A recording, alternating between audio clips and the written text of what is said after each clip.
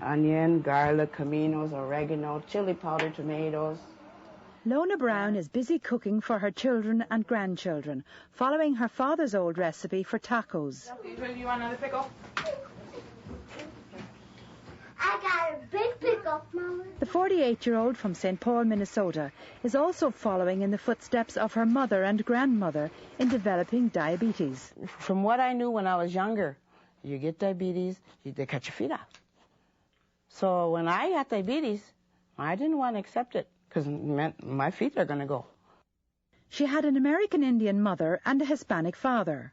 Her children's father is an African American. This means her children have inherited genes from the 3 highest risk groups for developing diabetes. The odds are stacked against them.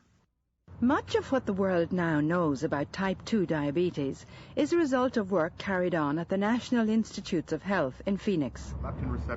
Doctors started working with Pima Indians who live in the region because they had extremely high numbers of diabetes cases.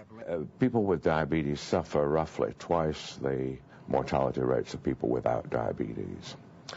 And what we've seen in the Pima population even over this past 30 years is that the frequency of the disease, the rate of development of the disease has actually increased over time.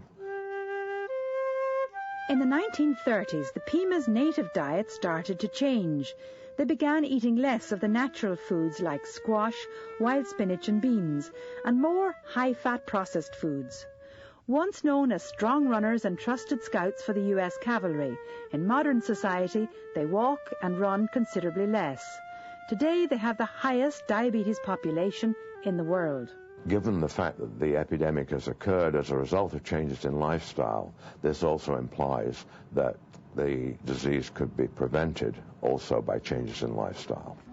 Rachel Peters belongs to the Pima Indian community, and she also works in the NIH labs. Last December, she too was diagnosed with the disease. I knew for a long time that eventually, if I didn't take care of myself, this is what was going to happen. But it still hit me hard. For the first 3 months, Rachel needed medication to bring her blood sugar levels under control. But now she's able to manage her early-stage diabetes through exercise and diet. I got to reading labels on things that I ate, and that was new to me because I never, how I understood it was sugar, regular sugar like pop and candy and ice cream, those types of sugars, but I didn't realize that the carbohydrates were also a longer acting sugar. Dr. William Nolan is an epidemiologist with the NIH. Because the disease can develop gradually over many years, people can have high blood sugar and not necessarily recognize the symptoms, not know that they're developing the eye disease or the heart or kidney disease of diabetes. Many people do not know they have the disease because they're not regularly tested for it. Do you take blood pressure medicine? No? No. Alrighty. Back in St. Paul, Lona, who's a nurse by profession, learned she had diabetes when she started her career and had a complete physical.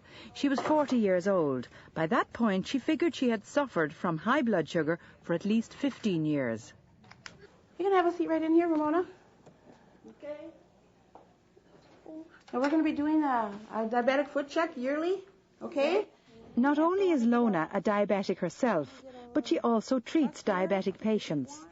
Because of her heritage, she feels a special connection with foot care. Her Indian name is Iron Woman Who Walks Home. That was my great-grandmother's name, and I was born on her birthday.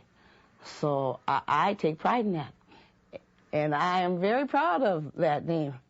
And that makes me think a little bit more about people and their feet, especially Indian people and their feet.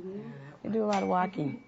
And they're giving respect by letting you treat them and take care of their feet. But it's a hard disease to own. But I'm still learning, and I'm still learning. And the more I learn, the more I want to take care of myself. But like I said before, I get grandchildren, and I want to be here kicking with both feet,